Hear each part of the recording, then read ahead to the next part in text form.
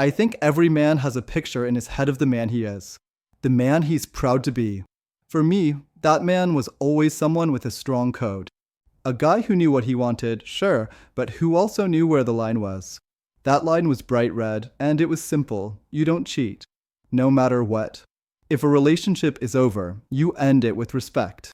You look the other person in the eye, you be a man about it, and then you move on. That was my identity. And then, life happens. The life you wanted, the one you fought for, arrives, and it starts quietly sanding away at that identity until you barely recognize yourself in the mirror.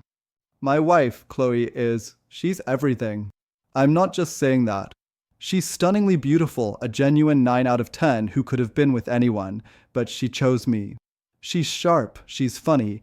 She has this fire in her eyes that drew me in from day one. Our connection was instant, and a huge part of that was physical. Our sex life was, let's call it a core part of our operating system. It was how we connected, how we fought and made up, how we celebrated. It was the fuel. I've always had a high-octane engine. I see the world through a lens of attraction and desire. It's not just about the act. It's about the chase, the connection, the validation. It's the electricity in a glance. For me, that's always been a fundamental driver. Then, 2 months ago, our beautiful, perfect son was born. And I love that little boy with a primal, terrifying love I never knew I could feel. I would die for him without a second thought. But becoming a father, it rewires everything, especially in the bedroom. That part of our life, the part that felt so essential, just vanished. It's been 4 months.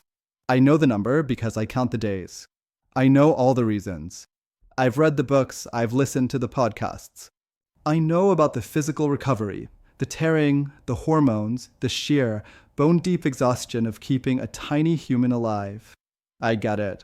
On an intellectual level, I understand it completely. And I'm trying. God, am I trying. I'm on diaper duty all night. I bring her water. I make her meals. I tell her she's a superhero. I look at her, this woman who created a life, and I'm in awe. I try to initiate intimacy gently. A back rub that doesn't lead anywhere. A suggestion that maybe, just maybe, she could help me out.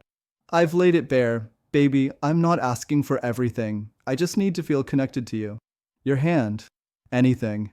Just to know that you still see me in that way. But the door is closed. Locked. And the no is soft, but it's final. Every time. So, I'm stranded. I'm a 31-year-old man, standing in the shadow of the family I always wanted, feeling more alone than I ever have. My engine is still revving, screaming for a release that isn't there. All I have is the cold, lonely blue light of my phone. Porn. Self-gratification. It's a hollow, mechanical routine that leaves me feeling emptier than before. It doesn't touch the real need, the need to feel desired. And the world outside hasn't stopped. I take care of myself. I groom, I work out. And the attention is still there. The smile from the barista that lasts a second too long.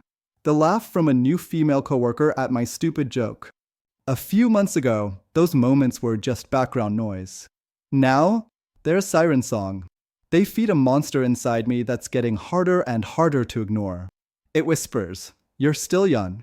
You're still wanted. You don't have to live like this." This is the battle no one prepares you for. It's not a battle against my wife. It's a civil war inside myself.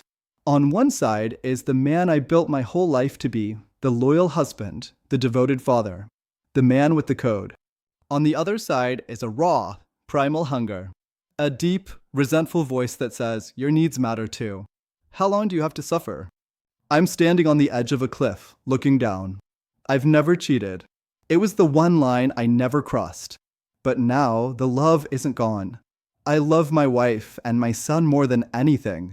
But I'm starting to fear that if I don't find a way to quiet this storm inside me, I'm going to become a man I don't recognize.